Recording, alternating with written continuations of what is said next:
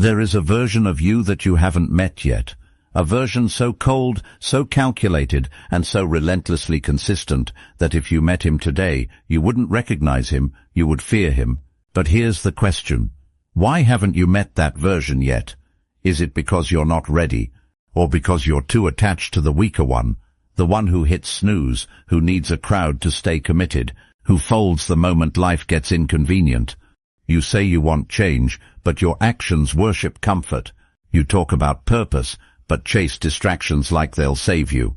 That version of you fear. It's not some fantasy. It's what's left after you kill your excuses, after you bury the emotional chaos and tear away the lies you've told yourself about timing and motivation. Stoicism doesn't hand you comfort. It strips you bare. It forces you to stand in front of your own reflection and ask, am I who I claim to be? Or am I still pretending?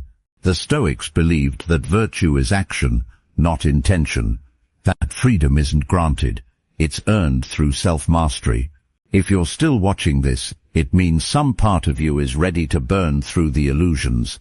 Not for approval, not for recognition, but because you are finally done living beneath your potential. If that resonates, consider subscribing, because it marks a choice. A quiet personal declaration. I will not live asleep anymore. It always starts quietly. There's no announcement, no dramatic turning point, just the subtle death of something that once had control over you. At first, you barely notice it. The internal voice, the one that used to ask how you felt, whether you were tired, whether you had time today, it starts losing its grip. You don't argue with it anymore. You don't bargain. You don't entertain its excuses or stall its demands with false promises of tomorrow. You just move. The alarm rings and you rise. The schedule arrives and you act. Not with resentment, not with hesitation, but with a calm, almost emotionless certainty. That's where the real transformation begins. Because most people are still in negotiation, still weighing whether they're in the mood to follow through on the life they said they wanted.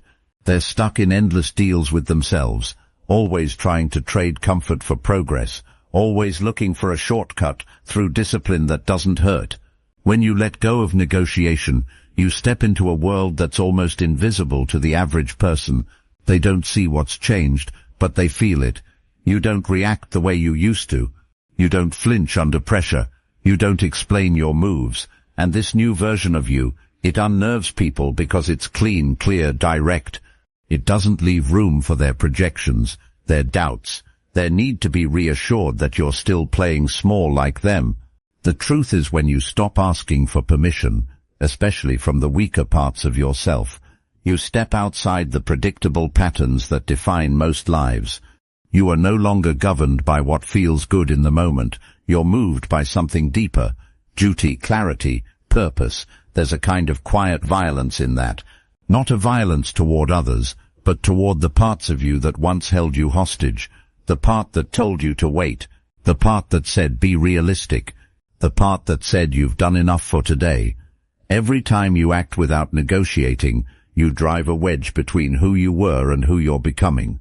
That gap grows, and the old voice, the old urges, the old habits, they begin to starve. At first they scream, then they whisper, then they fall silent. And that silence is sacred, because it's the moment you realize you no longer belong to your impulses. You no longer belong to your doubts. You belong to your word. That's what separates those who rise from those who loop. Most people think freedom is doing what you want. But as Epictetus said, no person is free who is not master of themselves. Discipline isn't a cage. It's the blade that cuts through confusion and grants clarity. You don't act because you feel like it. You act because that's who you are now. And that identity is unshakable because it's not built on feeling. It's built on principle, on repetition, on consistency earned in silence, not shouted for approval. That's the irony most people miss. They think discipline looks like suffering, like restriction. But when you live inside of it, it feels like relief.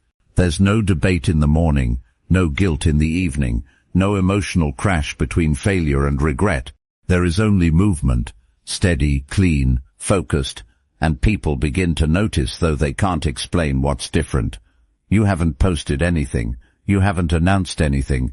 But your presence speaks louder than your past ever could. It's in the way you carry yourself, the way you look through noise instead of reacting to it, the way you keep showing up when others would have stopped 3 attempts ago. That's what makes you terrifying. Not in a cruel way, but in a way that makes people look at their own lives and feel the weight of their excuses. You're not unfeeling. You just stopped waiting for the right mood. You're not robotic. You're just deliberate.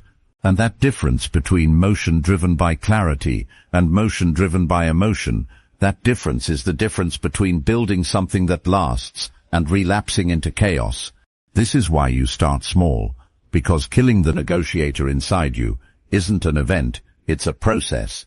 You don't argue with your distractions, you outlive them. You don't beg your mind to obey, you train it like a muscle. And every day you do, the weaker self, the one that delayed, doubted, complained, fades a little more until one day you catch your reflection in the mirror, and you realize something. You didn't just become disciplined, you became dangerous, not because you can control others, but because you can finally control yourself. That's what scares people.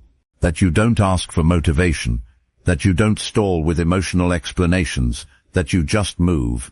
You say nothing, but your consistency speaks volumes. You don't need sympathy. You need direction. You don't wait to feel ready. You act until readiness becomes irrelevant. That's the path. That's the process. And once you've lived that enough times, you won't remember the last time you asked yourself whether you felt like it, because you won't care.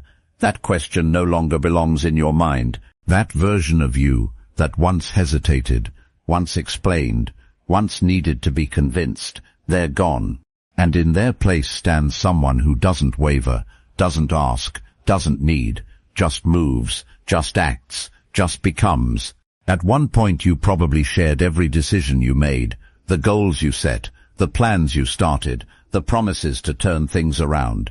You talked about the new schedule, the early mornings, the diet, the grind. You felt like if you said it loud enough, if enough people knew, then maybe you'd follow through. Maybe the pressure would hold you accountable.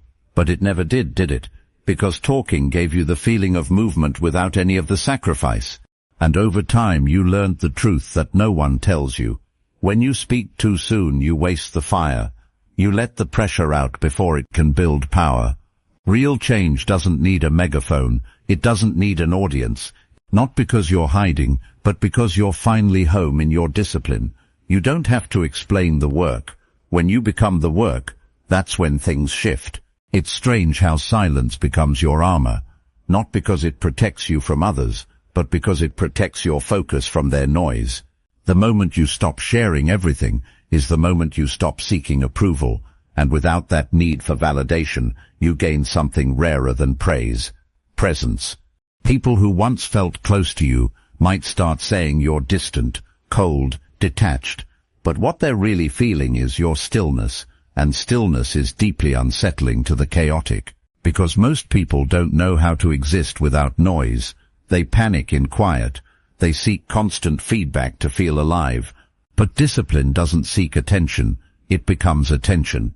You walk into a room without a word and something shifts, not because you demand respect, but because your silence demands self-respect. It's the look in your eyes, the way you no longer explain, the way your actions arrive unannounced and irreversible. You've become something they can't read, and what people can't read they fear. At first that silence feels strange, like you're holding something back, but eventually it becomes peace. You realize how much energy you wasted narrating your journey to people who were never walking with you, people who didn't understand the weight of your ambition but felt entitled to comment on it. So you let go. You let go of the need to convince them, to make them comfortable with your growth. And in that quiet, you grow faster, deeper, because no one is interrupting, no one is reacting, no one is projecting their limitations onto your work. It's just you, the path, and the sound of your own breath. You finally hear yourself think, and more importantly, you hear yourself believe. That's the voice that used to be drowned out by applause, by commentary, by shallow encouragement. Now it's clear, now it leads. The Stoics understood the value of this stillness. Marcus Aurelius wrote, "The more we value things outside our control, the less control we have. And when you constantly speak about what you plan to do, you hand over your power. You give your energy to things you can't hold, to opinions, to likes, to praise. Silence reclaims that energy. It gathers it like a storm. It holds it close, refines it, sharpens it. So when you do act, when you execute, it's not tentative. It's not diluted by needing to be understood. It's direct, clean, heavy. And that weight can only come from the depth of work done alone, in private, in quiet. You don't need an audience to become excellent. You just need to decide that attention is not the goal. Mastery is that's the paradox. The less you speak, the more people want to know what you're doing. The less you share, the more they speculate. Silence creates mystery, and mystery holds power, but you're not silent to manipulate. You're silent because you're working, because the process demands it, because explaining every step only distracts you from the next. And in the time others spend talking about the life they want, you've built the foundation for it, quietly, relentlessly, without fanfare. That's the difference between movement and momentum. Movement can be chaotic, noisy, showy. Momentum is quiet. It builds underground until it breaks the surface, and when it does, it's undeniable. People might accuse you of being distant, of being cold. Let them. They don't understand that solitude was necessary, that in order to hear your own values you had to mute theirs, that to follow your own path you had to step away from theirs. They think silence means disconnection, but the truth is, it means connection, just not to them, to something deeper, to something lasting. Seneca once said, "Associate with people who are likely to improve you, and if no one around you fits that standard, then your silence becomes your shield. It becomes the sacred space where your discipline can grow without being contaminated by mediocrity. Eventually, your silence becomes your signature. You no longer explain your habits, your schedule, your standards. People just notice. You walk past them and they feel the weight of your choices without a word spoken. They see the results, and those results are louder than anything you could have said, because discipline leaves a trail. It writes its own story. It needs no introduction, and if you stay committed long enough, that story begins to speak for you, without hashtags, without posts, without announcements, just presence, just execution, just the quiet certainty that you no longer need to be seen because you know who you are. That is what makes silence a signal, not of absence but of focus, not of retreat but of preparation. You haven't vanished, you've just realigned. You've stepped into a space where every move is intentional, where every hour has weight, where every day serves the mission, and because you no longer need applause, you've become immune to the fear of being overlooked. You've traded visibility for vision, and that trade will always pay back more than popularity ever could. Discipline doesn't ask for recognition, it earns it quietly over time, and when it finally arrives, it doesn't beg to be seen, it demands to be respected. That's the life you're building now, in silence, in strength, and in total alignment with the person you said you'd become. You still feel everything. That's the part most people misunderstand. They assume that being disciplined means being numb, disconnected, emotionless. But that's not the truth. The disciplined person feels every ounce of pressure, every wave of doubt, every ache of exhaustion. The difference is, they don't obey it. Emotions show up uninvited, and often unwanted, but they don't sit in the driver's seat. They knock, they shout, they plead, but the door stays closed. You can't eliminate emotion, and you shouldn't try. You can only put it in its proper place. Like wind against a ship, it can push you off course if you're not anchored. But if you know how to navigate it, it can even help you move forward. The key is control, not of the emotion itself, but of how you respond to it. Think about how many decisions you've made just to feel something different. How many times you skipped the workout, not because it made sense, but because comfort felt better. How many tasks you delayed because boredom whispered later. How many goals you paused because fear whispered, "What if it doesn't work?" Emotions are persuasive. They wear the voice of reason even when they make no sense. And unless you've trained your mind to pause, to hold, to assess, you'll fall for it every time. The disciplined person still hears those voices, but they've developed a second voice, one that doesn't argue, doesn't panic, doesn't collapse, one that simply says proceed, not because the emotion isn't real, but because it doesn't have authority. You'll feel the pull to stop, especially when progress is invisible. You'll feel the desire to distract, especially when focus starts to hurt. You'll feel the hunger for something easier, especially when the path gets lonely. All of this is expected. It's not a flaw in your system, it is the system. You're not being tested to see if you can avoid emotion. You're being trained to act through it. Carl Jung once said, "Until you make the unconscious conscious, it will direct your life and you will call it fate." And this is what discipline really does. It exposes the patterns. It brings light to the emotional reactions that used to control you in the dark. It doesn't suppress, it reveals. There's a difference between acknowledging a storm and stepping into it. You can watch the rainfall, you can hear the thunder, but if you have a mission, you put on the coat and walk anyway. That's discipline. Not the absence of rain, but the refusal to let it stop you. Emotional weather will always change. One day you'll feel unstoppable, the next you'll feel like quitting before you begin. But the disciplined person knows the truth. Feelings are not facts, they are just data. You take the information and then you decide what matters. The goal doesn't change. The schedule doesn't change. The commitment doesn't pause just because your mood dipped. This isn't about being harsh with yourself. It's about being honest. Too many people confuse kindness with indulgence. They think listening to every emotion is self-care. But sometimes self-care is discipline. Sometimes love for yourself is saying no. We keep going because you know what's on the other side of consistency. You felt the pride of following through when everything inside wanted to fold, and you felt the regret of quitting for comfort. That contrast teaches you more than any book ever could. It teaches you that emotional authority doesn't come from silence. It comes from structure, from showing up anyway, from doing what must be done, especially when it feels like the last thing you want to do. The more you train this way, the quieter the chaos becomes, not because it disappears, but because you've changed your relationship to it. You no longer panic when doubt arises. You just breathe. You no longer crumble under frustration. You just adjust.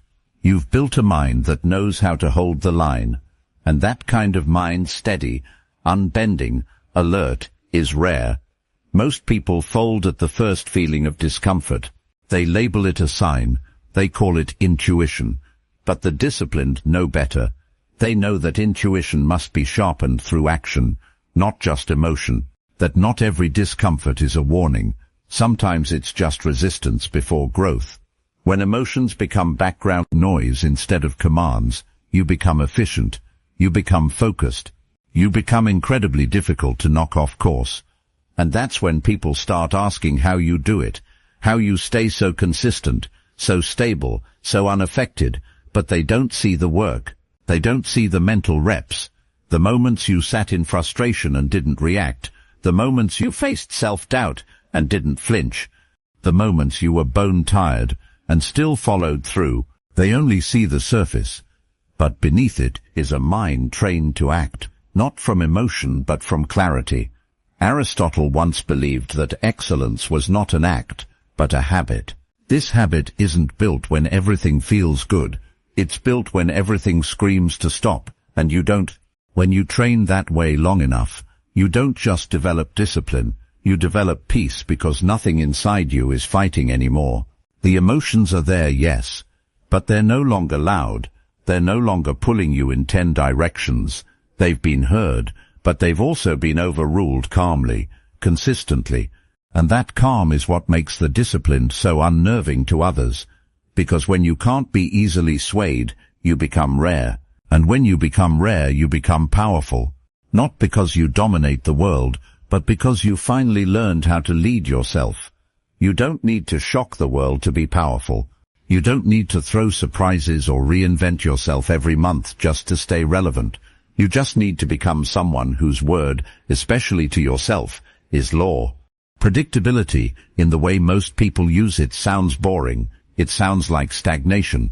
But there's a different kind of predictability, the kind that doesn't bend when the wind shifts, the kind that doesn't ask how hard the day will be before deciding how much to give, the kind that becomes so rooted in consistent action that it almost looks unshakable from the outside.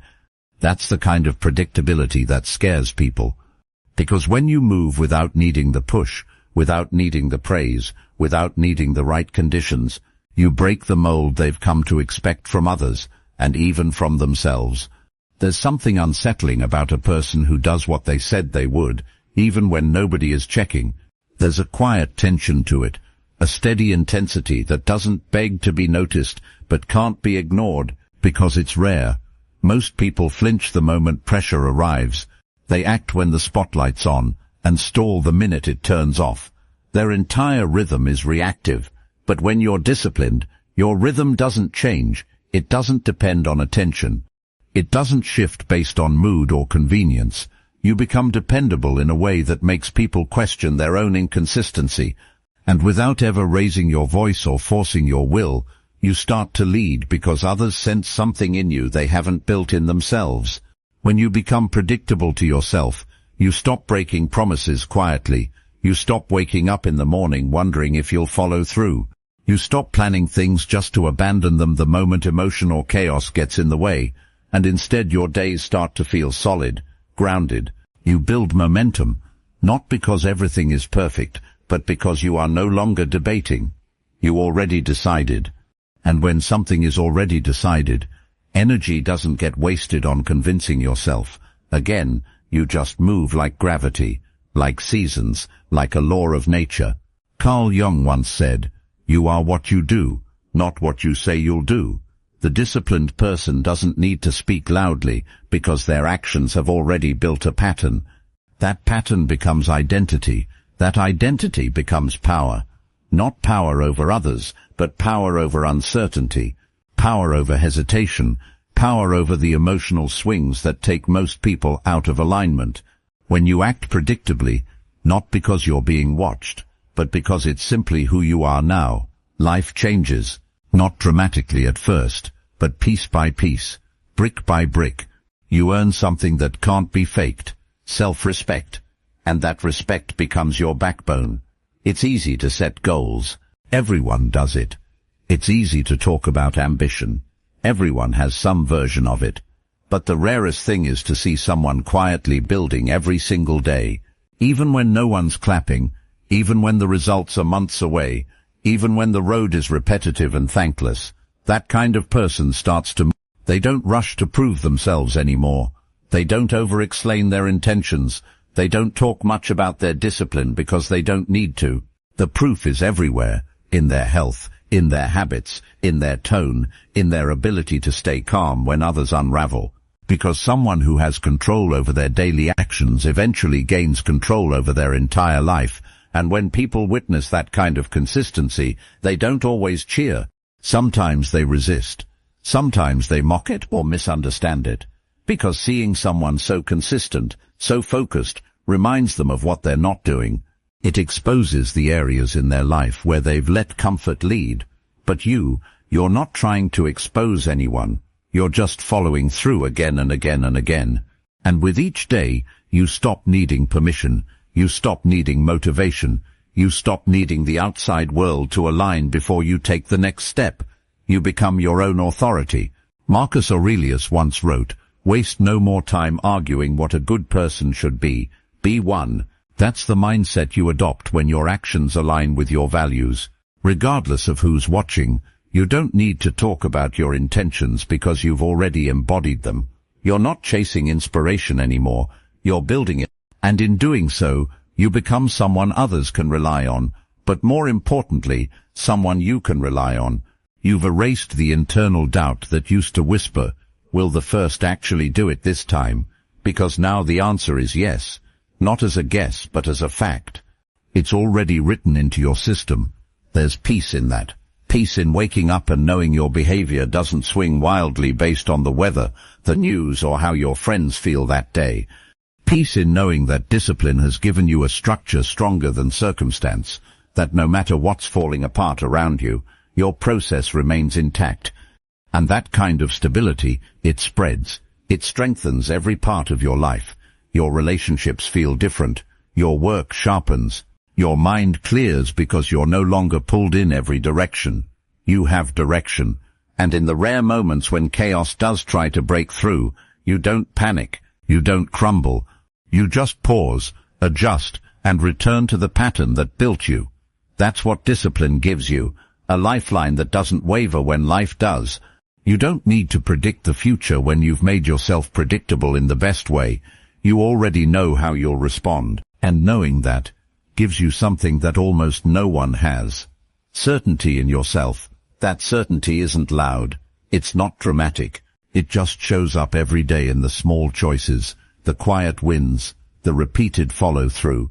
And over time, those tiny moments become your legacy, because while the world runs in circles chasing what's new, what's exciting, what's easy, you just keep showing up, and that makes you unstoppable.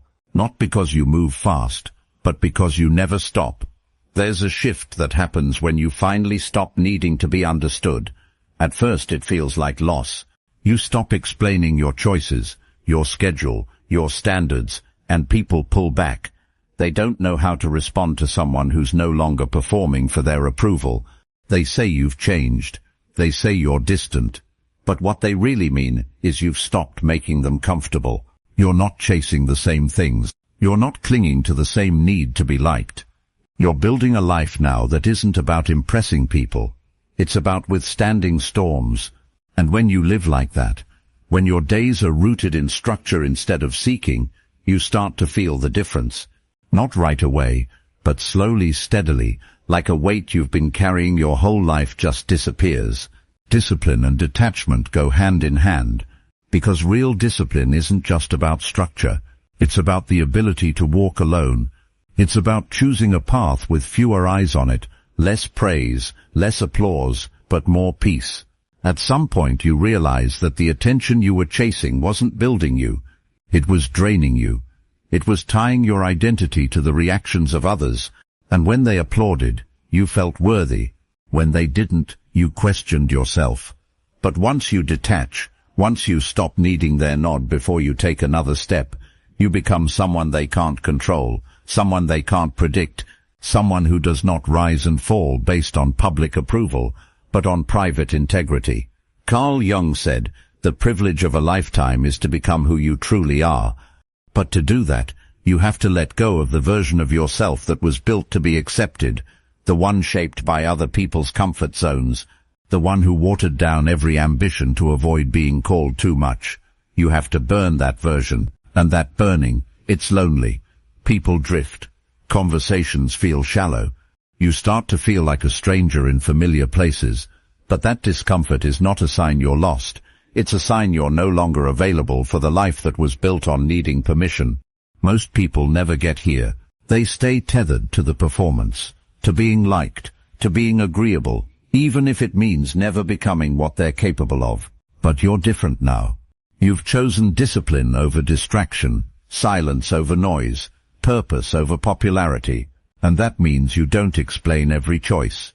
You don't try to make people understand why you're doing what you're doing. You just do it. And that kind of detachment, it's powerful because it says, I know who I am. I know what I'm building, and I don't need you to validate it for it to be real. You'll notice something strange when you reach this level of discipline. The more focused you become, the more people misunderstand you. They confuse stillness with coldness, focus with arrogance, distance with superiority. But they don't realize you're not above them. You're just no longer available for anything that pulls you off mission. Your time has weight now. Your boundaries are real. Your energy is earned. And not everyone can handle that shift. But you weren't building this life to be understood. You were building it to be lived. Seneca once said, if you live in harmony with nature, you will never be poor. If you live according to what others think, you will never be rich. And that's the difference. The richest kind of life isn't one full of followers, likes, or endless praise. It's a life with space. A life where you move deliberately, anchored in your values, not dragged by someone else's. When you detach from approval, You stop begging for scraps of attention. You stop shrinking to stay digestible.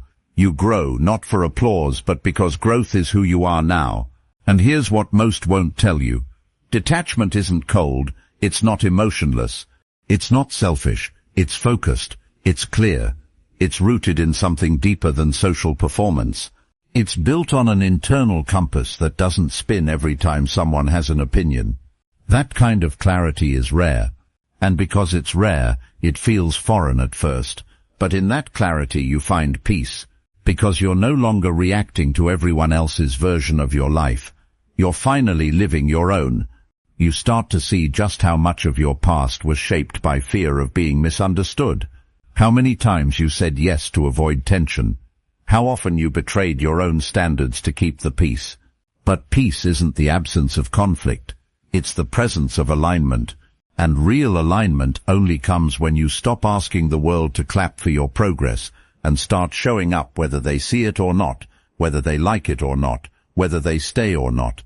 That's where the power lives, in the quiet refusal to explain, in the decision to keep going without asking who's coming with you. You'll lose people. That's inevitable. But what you gain, clarity, alignment, sovereignty, is worth everything you leave behind. Because once you detach from needing their understanding, their support, their praise, you stop being a reflection of other people's fears. You become a mirror of their potential. And not everyone wants to see that. But you didn't come here to be soft. You came here to build something real. You don't need to be liked to live well. You don't need to be followed to be effective. What you need is to be honest, disciplined, detached from the need to be received in a certain way. You walk your path, not because it's celebrated, but because it's yours. And in the end, the world won't remember the one who blended in. They'll remember the one who stood still in their truth, while everything around them begged them to bend. And you'll sleep peacefully knowing you didn't bend. You just built quietly, consistently, alone if you had to, but never lost, only free. You're not exhausted because you've been pushing too hard. You're exhausted because you've been living beneath your potential. And deep down you know it. It's not the workload that drains you. It's the weight of compromise. It's waking up with a plan and letting it slip before noon. It's breaking your own word more times than you can count. That's the fatigue no amount of rest can fix. Because every time you lower your standard to make things easier, you lose a part of your strength. Not just physically, but mentally, spiritually. You start to believe you can't hold yourself to anything higher. That belief becomes a pattern. That pattern becomes your life. Low standards are deceptively heavy. They feel light in the moment because they allow shortcuts, excuses, softness, but over time they cost more than they promise. They trap you in cycles of temporary relief, followed by deep regret. You feel guilt, then motivation, then burnout, then guilt again. And around you go wondering why nothing feels stable. It's not because you can't do more. It's because you've accepted less as normal. Less effort, less structure, less clarity. And that acceptance slowly strips away your edge. It dulls you until you forget what it felt like to be sharp. The truth is, they treat standards like goals instead of baselines, something optional, something nice to hit when everything lines up. But real discipline isn't a burst of inspiration. It's a floor you refuse to fall below. A standard so solid that even on your worst day, you don't sink into nothingness. You still show up, you still move, you still execute. Not perfectly, but consistently. And that consistency builds something far more powerful than motivation ever could. Self-trust. And here's what most people miss. Raising your standards isn't punishment. It's freedom. Because when your standards are low, you're constantly negotiating, constantly trying to talk yourself into doing the bare minimum. It's exhausting. But when you raise the bar, when you make certain things non-negotiable, you create peace. You eliminate the daily debate. You build rhythm, structure, stability. Suddenly, you don't waste energy deciding whether you'll train today or meditate or show up for your goals. You just do it. Not because it's easy, but because it's who you are now. Carl Jung once said, "The most terrifying thing is to accept oneself completely." And that includes the part of you that's been coasting, the part that fears what might happen if you demanded more, because raising your standards forces you to confront your old self, the one that settled, the one that broke promises quietly, the one that called discipline too much. And letting go of that version is uncomfortable. It means becoming someone you haven't fully met yet, someone sharper, more intentional, more exacting, not just with results but with effort, with focus, with time. That's why most avoid it. Because raising your standards isn't just a mindset, it's a war with your comfort zone. It's the refusal to let past versions of yourself decide your future. It's the bold decision to say, I don't care how I've lived up until now, this is where the line is drawn. And once that line is drawn, everything changes, not overnight, but steadily. Because every time you keep a promise to yourself under pressure, you reinforce the new identity, the identity of someone who finishes what they start, who doesn't fold under discomfort, who moves with precision even when no one's watching. Over time, that identity becomes so solid that you don't even recognize the old you, the one who needed 5 alarms, the one who let a bad morning destroy a good day, the one who blamed circumstances instead of adjusting to them. That version fades not by force but by standards. Because when the floor is raised, the weak parts of you can no longer survive. They can't breathe in the new environment. They either adapt or they dissolve. And what's left is someone who moves with a kind of quiet certainty, a kind of calm that doesn't need to announce itself. Seneca wrote, "It is not because things are difficult that we do not dare. It is because we do not dare that they are difficult." You raise your standards not because you've already mastered the next level, but because you're ready to outgrow the current one. And yes, it will feel like pressure. Yes, it will feel like friction. But pressure is how strength is formed. And friction is how you smooth out the parts of yourself that have been holding you back. You don't rise by waiting for ease. You rise by raising what you're willing to accept. You're not asking for perfection.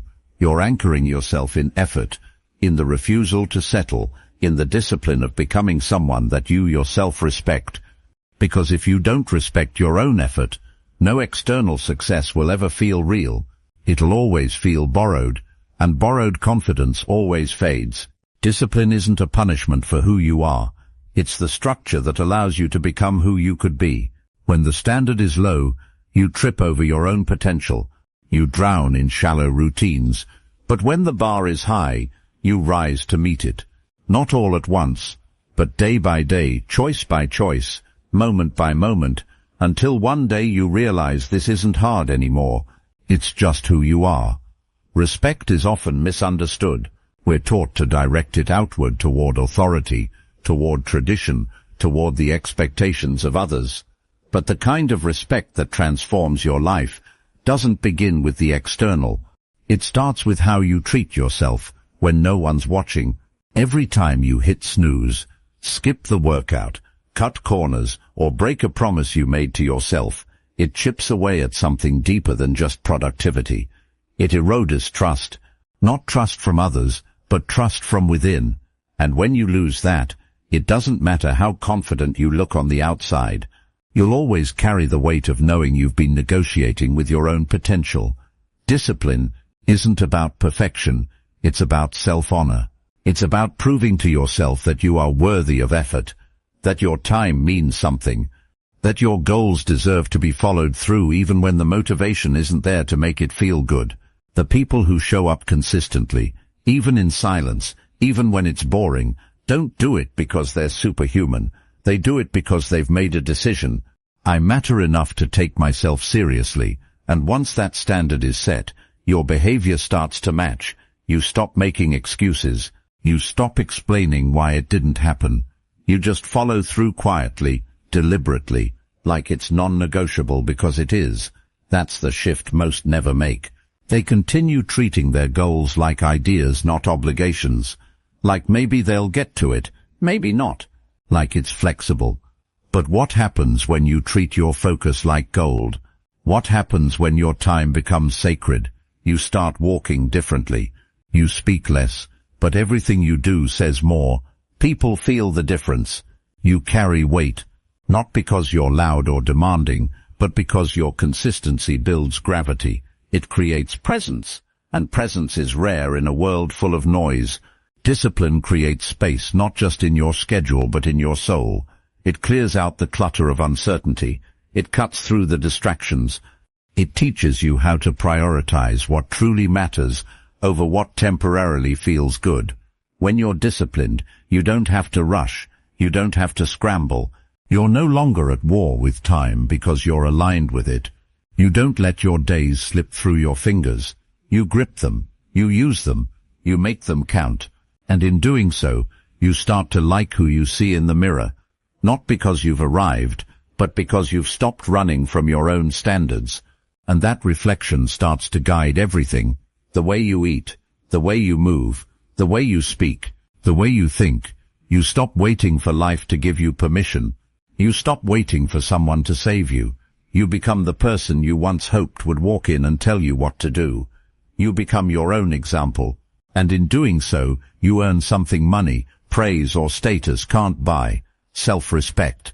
That quiet confidence that comes from knowing I don't need to explain myself. I live it. That's why discipline isn't just about grinding. It's about alignment. It's about making your actions match your values. Epictetus once said, "First say to yourself what you would be, and then do what you have to do." That's what it means to respect yourself. It's not about setting goals. It's about living like those goals are already part of your identity, about removing the gap between what you say you want and how you show up every day. And the closer that gap gets, the more peace you feel. Not because life gets easier, but because you no longer carry the weight of living out of sync with yourself. In time, others begin to feel that alignment. You don't have to announce your progress. You don't have to convince anyone of your seriousness. Your presence does the talking. Your energy changes. People adjust around it. Not because you've become intimidating, but because you've become solid, stable, grounded. And in a world built on distractions and inconsistency, stability is rare. It's powerful. It holds its own space. You don't demand attention, but you command respect. And it's not because you've become someone else. It's because you finally started treating yourself like someone worth becoming. Seneca once said, "He who is brave is free, and discipline is an act of bravery." It's stepping up when everything inside wants to fall back. It's choosing long-term value over short-term escape. It's doing the hard thing again and again until it becomes second nature. And when that happens, freedom shows up. Not because life suddenly becomes easy, but because you no longer live in conflict with your own word. You say it, you do it, and that reliability becomes your identity. You'll still have off days, you'll still feel resistance, but you won't quit because the standard is set, because you've built something stronger than mood or circumstance. You've built integrity, you've built respect, and every time you live by that, you teach the world how to treat you. Not through demands, but through discipline. Not through noise, but through consistency. In the end, discipline isn't about being hard on yourself. It's about being honest. It's about acting like you matter, like your future matters, like your choices echo far beyond the moment you make them. And when you begin living that way, not someday but now, people will feel it. Not because you tell them, but because everything about you will say without words, "I keep my promises," especially to myself. At first, it's mechanical. You do what you must, even when it doesn't feel natural. Even when the old self fights back, and that voice will fight. It will tempt you, with comfort, with delay, with all the reasons why today can be the exception. But every time you refuse to listen, something shifts, something cracks. That voice gets a little weaker, because it's no longer being fed. The reactive part of you, the one that depended on mood and emotion, begins to lose its power, and in its place, something colder, calmer, more focused begins to grow. Not because you tried to be someone new, but because you repeated the right thing enough times to make it who you are. Repetition strips you down. It exposes the stories you've told yourself, stories about what you're capable of, what you deserve, how much discomfort you can handle. It forces you to face the truth, not in flashes of inspiration, but in moments where quitting feels easier but you don't.